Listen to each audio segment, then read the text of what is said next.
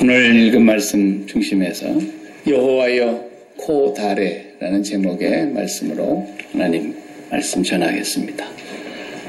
제목을 보면서 코다리찜 생각하는 사람이 있었는지 모르겠어요. 네. 코다리찜이 참 맛있어요. 근데 코다레라는 말은 라틴어를 제가 그대로 그냥 썼습니다. 네. 라틴어의 단어를 우리 교회에서 다 교육을 받으신 분들은 이 단어가 무슨 뜻인지 알죠? 네. 그래서 코라는 COR은 심장이라는 뜻입니다. 라틴어에서 심장, heart. 그리고 DARE, 다레라는 단어는 give, 드린다, 준다 이런 동사입니다. 그래서 이 두 단어가 합해져서 코다레 이렇게 되는데 그때 그 내용을 풀어보면 내 마음을 드립니다. 좀 더 시적으로 하면 내 심장을 바칩니다. 그런 뜻이에요. 예. 여호와여 내 심장을 바칩니다. 이런 내용. 오늘 우리가 본 이 사무엘하 22장은 이제 막바지로 향해서 사무엘하가 정리가 되는데 지금까지는 다윗에 관하여 우리가 보았어요. 또 다윗의 인생을 통해서 하나님이 어떻게 일하고 계셨는가를 봤어요. 지난 2년 동안 우리는 사무엘상과 사무엘하를 이제 다 보게 되는데 사울의 생애와 사울과 이어지는 그다음 다윗의 생애와 그리고 다윗이 왕위에 올라서 이스라엘을 다스리는 생애를 우리가 2년 동안 지금 보게 되는데 오늘 내용은 뭐냐면 다윗에 관한 내용이 아니고 다윗이 하나님에 대한 고백을 하는 거예요. 그의 인생의 이제 마지막에 와서 자기가 섬기는 하나님, 베들레헴 2세의 아들, 막내 아들로 태어나서 목동으로 살다가 이스라엘의 주권자로 하나님이 세우시고 파란만장한 삶을 살아왔는 그 다윗이 자기 인생의 말년에 와서 자기가 고백하는 시를 한 편을 여기에다가 이제 담아 놓았어요. 다윗의 시편이 엄청 많죠. 시편은 전부가 다 다윗이 쓴 건 아니지만 다윗의 그 통치 아래서 쓰여진 시들이 많고요. 그 다음에 그 다윗의 시를 이어서 계속해서 우리가 150편의 시편을 우리가 성경에서 만나게 되는데 다윗을 보고 23장의 1절에 다음 주에 우리가 보겠지만 23장 1절에 다윗을 뭐라고 표현했냐면 이스라엘의 노래 잘하는 자다 이렇게 얘기했어요. 재미있는 표현 아닙니까? 이스라엘에서 노래를 잘하는 자다. 노래를 잘한다라는 말을 뭘 기준으로 하는지 전국 노래자랑에 심사위원들이 앉아가지고 노래 부르는 사람을 평가를 하는데 노래를 잘하는 걸 뭘 기준을 두고 하는 것이냐. 세상에서 기준을 하는 것은 일단 뭐예요? 음악성이 좀 있어야 돼요. 박치가 나와가지고 음치가 나와가지고 상 받기는 어렵잖아요. 그러니까 기본적으로 목소리가 좋아야 되고 그렇죠? 네.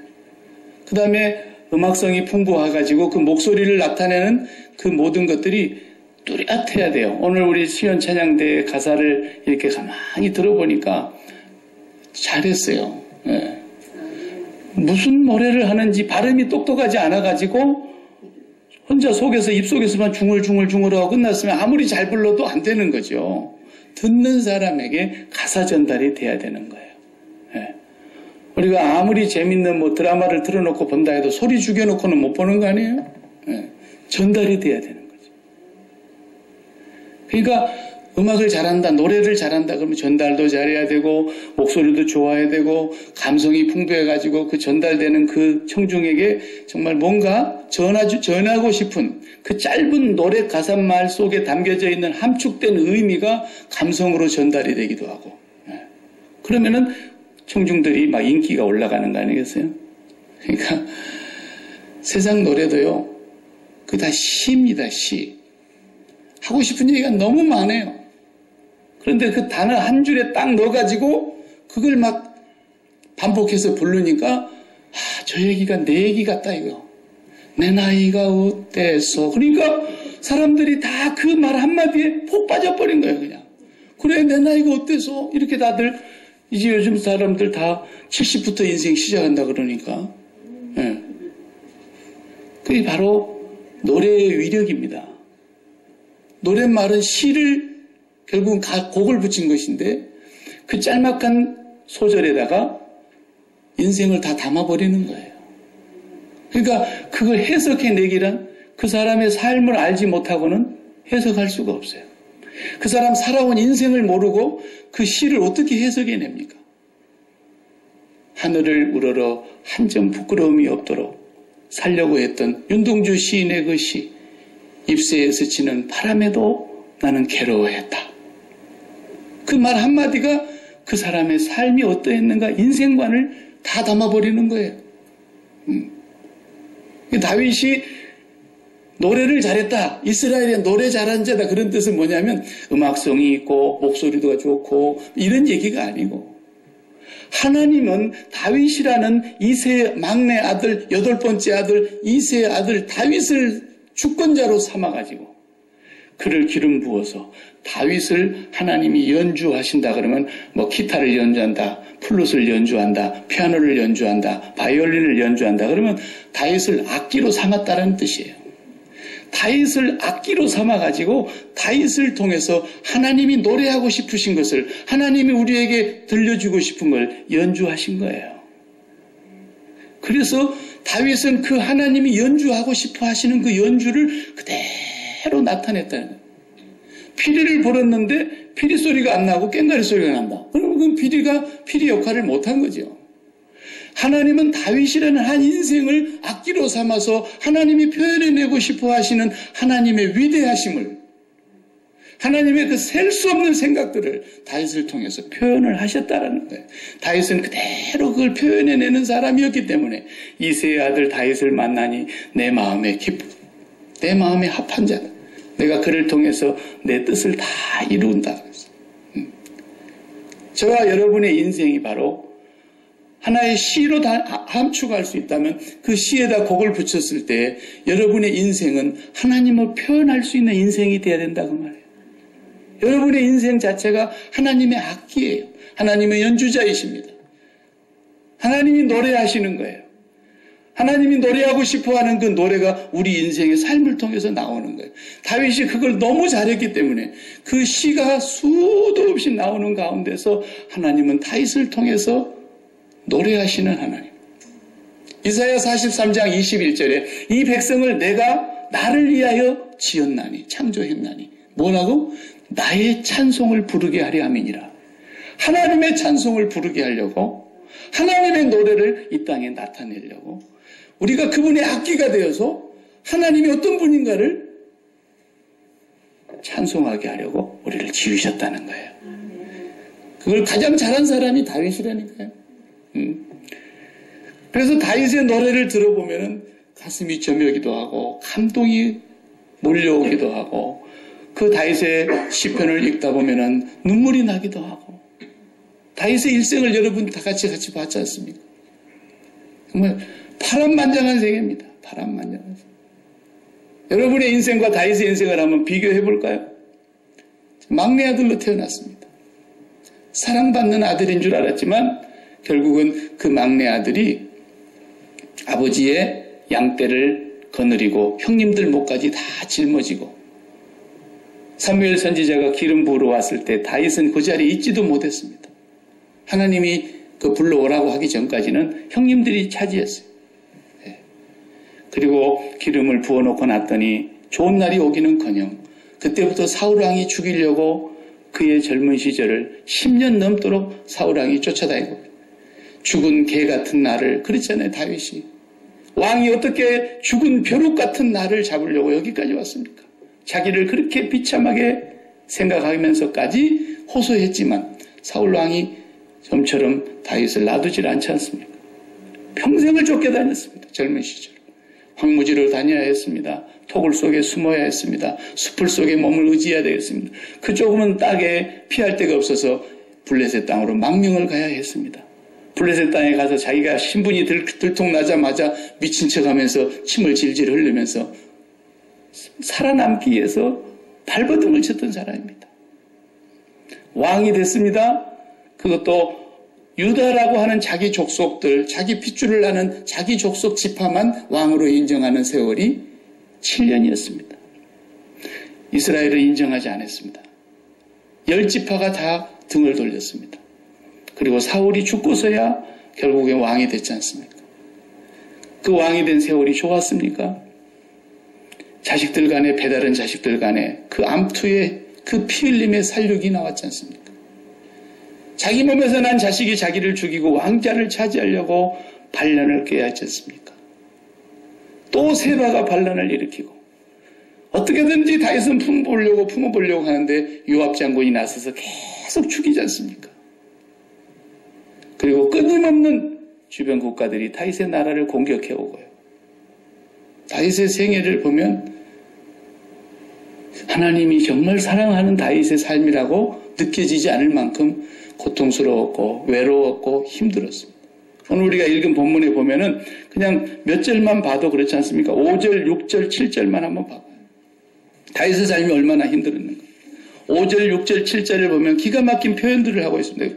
표현 자체가 사망의 물결이 나를 애우고 불의의 창수가 나를 두렵게 하였으며 수월의 줄이 나를 두르고 사망의 올무가 내게 이르렀도다. 내가 환난 중에서 여호와께 아뢰며 나의 하나님께 아뢰었더니 그가 그의 성전에서 내 소리를 들으시며 나의 부르짖음이 그의 귀에 들렸도다. 이 네 가지 표현을 보십시오. 5절에 사망의 물결이라고 그랬습니다. 죽음의 물결이 자기를 에워쌌다. 불의의 창수가 불의의 모습들, 불의의 삶이 홍수처럼 자기를 덮쳤다는 것입니다. 6절에 수월은 지옥을 말합니다. 지옥의 밧줄이 나를 두르고 사망의 올무가 내게 이르렀도다. 기가 막힌 단어들을 표현하고 있어요. 그의 일생에 왕위로 살았다고 하는 삶이 이렇게 표현되고 있는 거예요. 물론 좋은 날이 있었지요.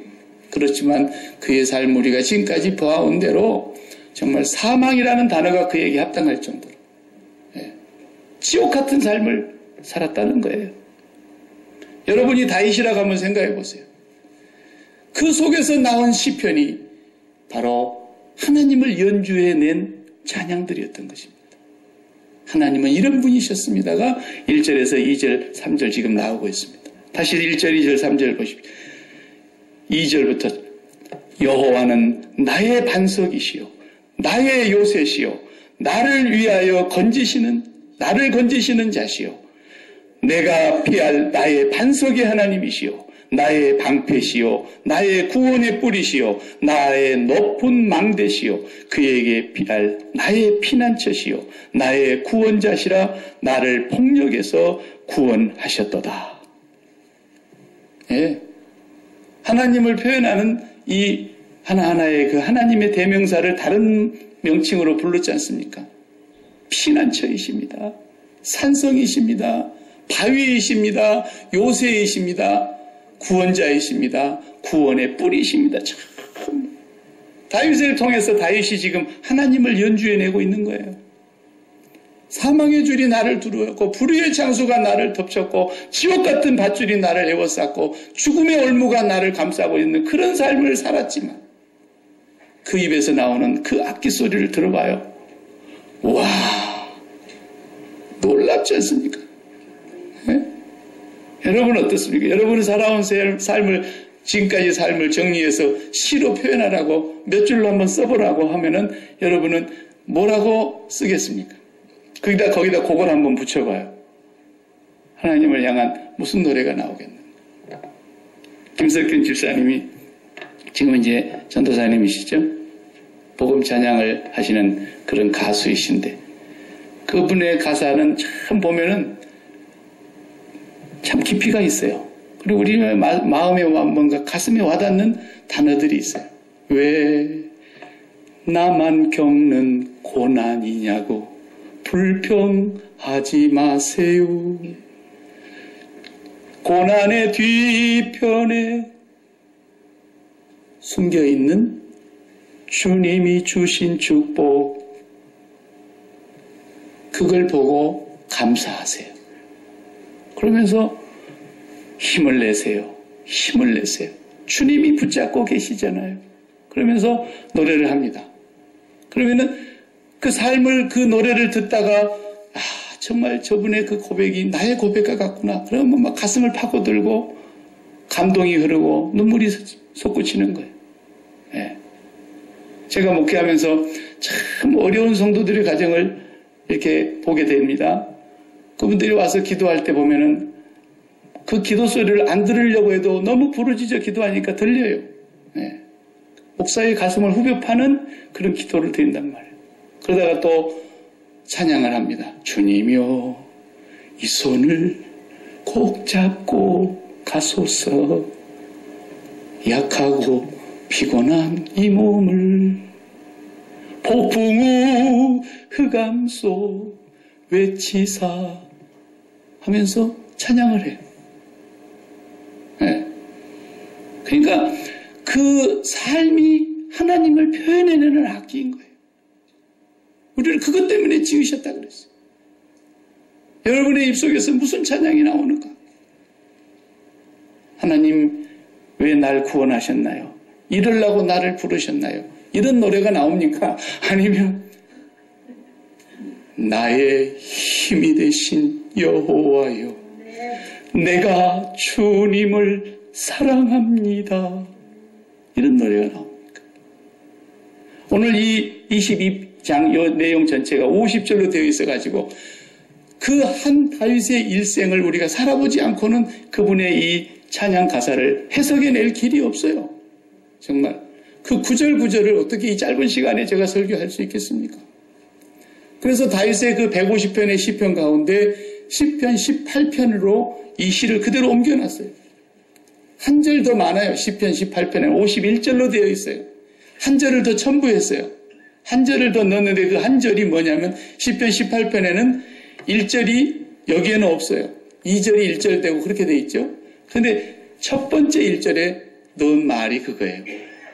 나의 힘이 되신 여호와여 내가 주를 사랑합니다. 그 1절이 그게 있고 그 다음에 여기 1절부터서 2절에 넣어서 쭉 나가고 있는 거예요. 다윗의 일생을 한마디로 노래하라고 하면 나의 힘이 되신 여호와여 내가 주를 사랑합니다라는 거였어요. 그 한마디로 다윗의 삶을 하나님 찬양으로 표현해내고 있는 거예요. 나머지 50절은 다 그것에 대한 해석이에요. 해석이에요. 그래서 코달에 내가 마음을 드립니다라는 말이 뭔 말이에요? 사랑합니다라는 거죠.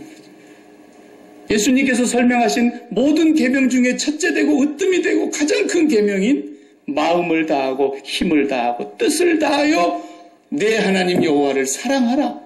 쇠마 이스라엘아 들으라. 신명기 6장 5절 이하의 그 말씀 아닙니까? 이 말씀을 집에 있든지 집 밖에 있든지 길을 행할 때든지 앉았을 때든지 잠잘 때 누울 때 일어날 때 모든 상황 속에서 그것을 마음판에 새기고 그렇게 살도록 네 문설주에도 그것을 써서 붙여놓고 네 얼굴이 이마의 미간 속에도 그것을 붙여서 달고 다니고 네 옷술에도 전부 다 그것을 기록해서 그것을 마음판에 새기고 살라 그러죠. 인생의 목적, 인생의 본분, 내 마음을 다하여 나를 사랑해라. 코달에 내 심장을 당신께 바칩니다. 우리가 가장 사랑한다는 말을 심장을 바친다는 얘기로 표현할 수 있는 거예요. 그래서 가장 사랑했던 곳에 사고가 터지면 어떻게 되는 거예요? 심장이 새까맣게 타는 거예요. 애간장이 녹는다고 하잖아요. 여러분 정말 하나님을 그렇게 사랑해 볼 수 있었습니까? 아니면 여러분이 뭘 그렇게 사랑했다가 애간장이 녹고 심장이 새까맣게 타버리는 일이 있었습니까? 뭘 사랑했기에? 아마 이 세상 속에 있는 것들을 사랑했다면 반드시 그런 날이 올 것입니다. 심장이 새까맣게 타버리는 날이에요.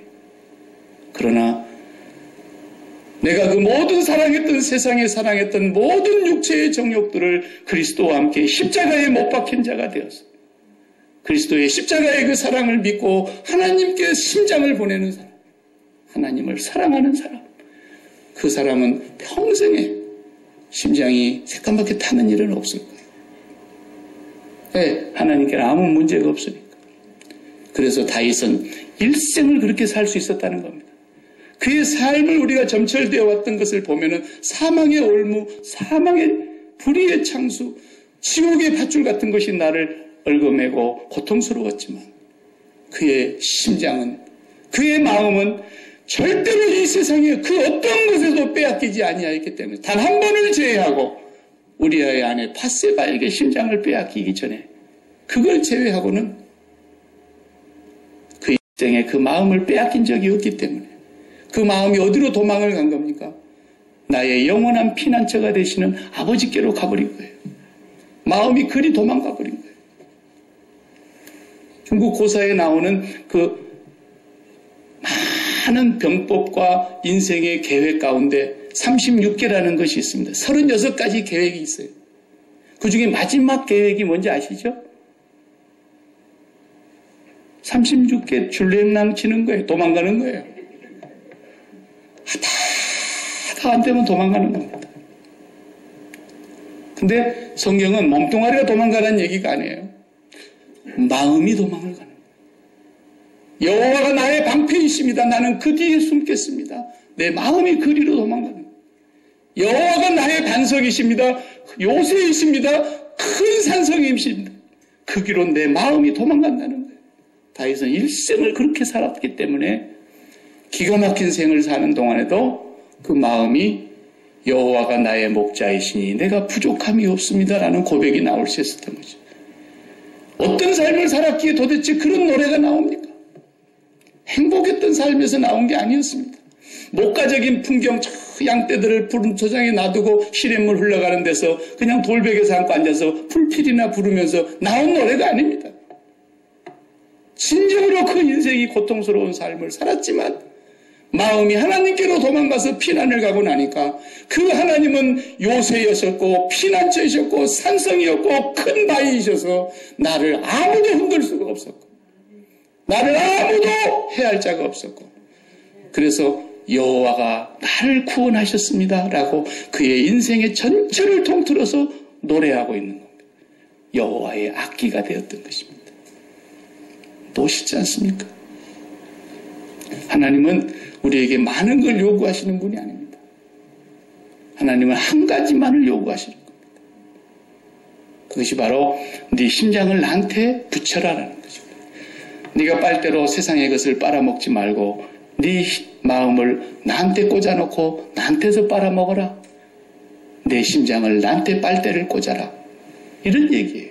그러니까 마음을 거기다가 두는 것이 우리 인생의 최고의 승부수입니다. 이게 36개 주랭랑 치는 마음이 그리 도망가는 거예요. 세상 마음 붙일 데가 어디 있습니까? 눈에 넣어도 안 아플 자식한테 마음을 붙이지 마세요. 그건 거짓말입니다. 어떻게 눈에 가시락만 들어가도 눈을 못 뜨는데 눈에다가 알을 집어넣고 어떻게 삽니까? 그렇게 사랑스럽다는 표현 아니겠습니까? 그런 자식이라도 마음속에 붙였다가는 피눈물이 나는 겁니다. 서븐터스트 베프티스트 처치에서 지난주에 그 정신 나간 한 사람이 자기 장모가 나가는 교회에 나가서 장모에게 한을 풀려고 장모를 죽이고 싶어가지고 나갔는데 장모가 없으니까 그냥 아무데나 대놓고 쌌는데 예배드리는 장소에서 일가족 8명이 함께 와서 예배드리는 8명 다 돌아가셨고 부목사님 가정 다 돌아가셨고 네 식구가 담임 목사님 그날 그 자리에 안 계셨죠. 담임 목사님의 막내딸 14살짜리 아이가 죽었어요. 장례식을 하는 그 장면을 보니까 정말 뭐라고 말을 할 수가 없어요. 눈에 넣어도 안 아플 자식들이 특히 어린 아이들이 다 하나님의 품으로 갔어요. 무엇으로 그걸 위로하며 무슨 말로 거기에다가 합당한 말을 할 수가 있겠습니까? 그러나 그 심장을 하나님께 둔 사람만이 위로받을 수 있는 거예요. 자식한테 심장을 꽂아놓고 사는 사람은 위로받을 길이 없어요. 이 세상에 가장 소중한 것이 가족이기 때문에 가장 내 마음을 잔인하게 빼앗아가는 것이 가족이기 때문에 주님은 말씀하셨습니다. 사람의 원수가 네 집안 식구일 것이다. 내 원수가 누굽니까? 나의 가장 소중한 것을 빼앗아가는 것이 원수죠. 나의 가장 소중한 나의 하나님을 사랑하지 못하도록 내 마음을 빼앗아가는 것이 핏줄이라 이 말이야. 내 가족이 네 원수일 것이다. 다윗은 그걸 안 사람이에요. 그래서 그 마음 평생에 하나님께 도망가서 그 어떤 것에서도 빼앗기지 않으려고 했던 이 한 가지를 잘한 사람입니다. 그리고 났더니 나머지는 하나님이 나를 보호하셨고 인도하셨고 지켜주셨고 건져내셨고 구하여내셨고 공급하셨고 전부 그 고백. 여호와께서 나를 건지셨습니다. 여호와께서 나를 구원하셨습니다. 여호와께서 나에게 부족함이 없게 하셨습니다. 여호와께서 나의 승리가 되어주셨습니다. 그 다음에 내용들은 전부 그런 내용인데 우리가 50절까지 다 보면 그런 내용입니다. 한 가지만 잘하십시오. 신앙생활은 모든 걸 다 잘해야 되는 것이 아닙니다. 딱 한 가지만을 하나님은 우리에게 요구하시는 거예요. 제가 이제 어렸을 적에 여러분도 다 경험해 보셨겠지만 우리는 옛날에 이렇게 우물물을 떠먹던 시절에 살았지 않습니까? 그 우물물을 덮어놨다가 이제 동네 쌤에서 다 먹고 그 다음에 우물물 다음 세대는 어떻게 했죠? 펌프로 했어요. 펌프로. 그럼 막 콸콸콸콸 쏟아지지 않습니까? 펌프. 근데 그 펌프도 이제 오래 쓰다 보면 고무 베킹이 달아가지고 거기 공기가 빠지니까 물이 거기 항상 채워져 있지 않고 물이 다시 저 지하수 밑에까지 내려가 버리잖아요. 그러면 이제 그거 아무리 퍼올려도 헛수고입니다. 그것 때문에 항상 그 펌프 밑에 다라니 하나 두고 거기 물을 가득히 채워놔야 됩니다. 누구라도 거기 물을 퍼가면 안 돼요. 아무리 급해도 그 물 퍼가면 나쁜 사람이죠. 거기에 반드시 물을 채워놔야 됩니다. 그래가지고 물이 다 빠져버린 뒤에 어떻게 합니까? 거기다가 바가지 하나 떠가지고 이렇게 부으면서 막 빨리 해가지고 거기를 진공 상태로 만들어서 물을 저 밑에 있는 지하수를 다시 끌려 올려가지고 다시 콸콸콸콸콸 쏟아져요. 그 한 바가지 그 물을 우리가 뭐라 그러죠? 마중물이라 그럽니다. 마중물. 저 밑에 있는 물을 마중 나가는 마중물이라 이거예요. 마중 나가는. 그 물이 없으면 절대로 못 올라오는 거예요. 그 물 없으면 안 돼요. 아무리 목마르다고 해서 마실 수는 있어도 다시 채워놔야 돼요. 아무리 배가 고프다고 해도 아무리 먹을 것이 없다 해도 종자 씨할 것까지 밥에 먹을 수는 없잖아요. 그런 것처럼 이 마중물은 반드시 보관되어 있어야 되고 물을 퍼올리기 위해서는 지하수가 한없이 무궁무진히 콸콸콸 솟아나게 하는 그 힘은 이 마중물에 있는 거예요. 우리 신앙생활이 그런 거예요. 우리는 하나님을 사랑하는 고개 하나가 하나님을 전부를 갖는 마중물인 거예요. 그거 하나만 잘하면 돼요. 여러분의 남은 모든 것이 다 그 마중물이어야 돼요. 그 힘을 하나님이 여러분에게 주셨어요. 그 힘을 자식한테 쓰면 안 돼요. 그 힘을 사업하는 데 쓰면 안 돼요. 그 힘을 여러분 무슨 건강관리하는 데 쓰면 안 돼요. 그 힘을 돈 버는 데 쓰면 안 돼요. 그건 거기 쓰라고 준 게 아니에요. 여러분의 인생에 주신 모든 것은 하나님을 사랑하라고 주신 거예요. 하나님 사랑하는 데 성공하라고 주신 거예요. 마중물로서, 마중힘으로서, 마중능력으로서 주신 거예요. 그것을 놓치면 아무리 풍부성한 지하수가 수억만 톤이 흘러도 한 방울도 가질 수가 없어요. 다윗은 그 일생에 나중에 역대기 상을 읽어보면 다윗의 일생만 적어놓은 것이 역대기 상이잖아요. 거기서 다윗의 생애를 표현할 때 그러잖아요. 다윗의 일생에 밧세바, 우리아의 아내 밧세바의 일을 제외하고는 여호와를 사랑했다는. 그 순간 어떻게 다윗이 하나님을 사랑하는 마음을 밧세바에게로 돌려버렸던지. 인간이 그럴 수 있다라는 거예요. 다윗을 통해서 다 보여주는 거예요. 실패를 보여줍니다. 배신을 보여줍니다. 고통을 보여줍니다. 절망을 보여줍니다. 죽음을 보여줍니다. 다윗의 일생을 통해서 보여주지 않은 게 없어요. 하나님은 그러나 그의 일생을 통해서 하나님이 어떤 분이라는 걸 연주하고 싶었던 거예요. 다윗의 입을 통해서 하나님을 노래하게 하였던 거예요. 네. 저도 뭐 얼마 살지 않았지만 짧은 생애를 살아오면서 이제 목회를 하다 보니까 19살 때부터 제가 목회를 했는데 지금까지 목회를 해오는 동안 얼마나 많은 사람을 만났겠어요. 많은 다양한 그런 사람들을 만났지만 만나야 하는 과정 속에서 불가피한 일들이 많이 있어요. 오해를 받을 수도 있고요. 배신을 당할 수도 있고요. 없는 얘기를 지어내갖고 막 모함을 하고 루머를 퍼뜨리는 것도 당해봤고요. 배반도 당해봤고요. 제가 또 오지랖이 한 오지랖 하거든요. 오지랖이 커가지고 또 도와주고서 욕먹고요. 별별 일을 다 당해봤어요. 근데 그때 하나님께서 그때마다 나에게 주신 은혜가 너무 큰 거예요. 저에게 가장 큰 은혜를 주셨어요. 내가 십자가에서 죽은 자냐라는 것이었어요. 내가 그리스도와 함께 십자가에 못 박혔냐라는 것이었어요. 하나님은 항상 저에게 그걸 물으셨어요. 그럼으로써 나의 믿음을 더 온전케 하셨고 하나님을 더 절대 의지하게 하셨고 그 어떤 것에도 내 마음을 빼앗기지 않도록 나를 경고하셨어요. 하늘 아래 구름 아래 그 어떤 것에서도 마음을 두지 않도록. 그러니까 어느 날 우리 애가 저한테 그래요. 아빠는 진짜 우리 아빠 맞아요? 그러더라고요. 왜 그러니까? 다른 아빠들은 막 이렇게 뭐 아이들 관심을 쓰고 막 이렇게 하는데 아빠는 아무것도 우리한테 하는 것이 없는 것 같다. 내가 그날 하나님께서 뭔가를 가르치라고 하는 사인인 줄 알고 붙들어 놓고 얘기를 했어요. 나는 너희들을 아빠로서 사랑하지 않는다.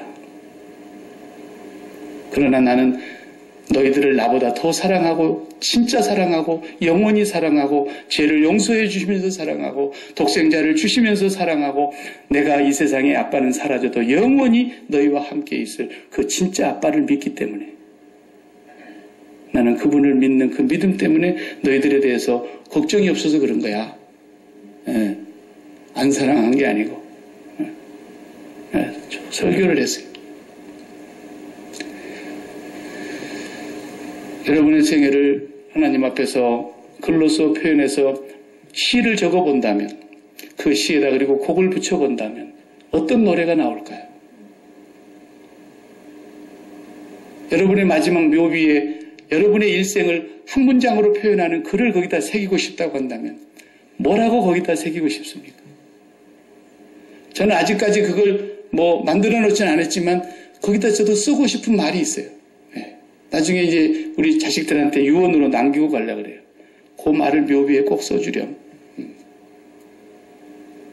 우리의 일생을 다 종합해 봤을 때 저와 여러분은 하나님의 손에 들려있는 악기입니다. 그리고 여러분은 하나님을 찬양하셔야 됩니다. 모든 상황 속에서 다윗처럼 찬양하셔야 됩니다. 범사에 찬양하셔야 되고 항상 찬양하셔야 됩니다. 그 찬양이 어떤 찬양이 될 것인가를 심각하게 생각하면서 주님의 십자가를 바라다 보시고 살아가시기 바랍니다. 여호와여 코다래 내 심장을 당신께만 드립니다. 기도하십시다. 하나님 감사합니다. 참으로 덧없는 세상인 것을 살면 살수록 느낍니다.